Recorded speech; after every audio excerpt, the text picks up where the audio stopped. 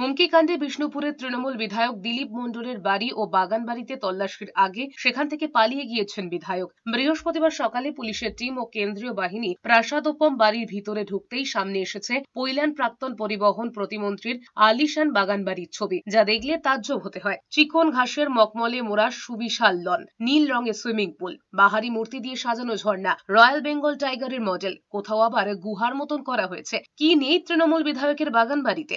শৌখিন চেয়ার, দোলনা, আলাদা ক্লাসরুম, একেবারে বিলাসের বাগান বাড়ি। সেখানে থরে থরে সাজানো ফরচুনার, থর, স্করপিওর মতো একের পর এক দামি গাড়ি। পৈলানে প্রায় 200 মিটার দূরত্বের মধ্যে রয়েছে তৃণমূল বিধায়ক দিলীপ মণ্ডলের বাড়ি ও বাগান বাড়ি। সেই বাগান বাড়িতে ম্যাকাও পাখি থেকে অ্যালসেশিয়ান কুকুর সবই রয়েছে। বাগান বাড়িতে ঢুকে তল্লাশি চালায় পুলিশ।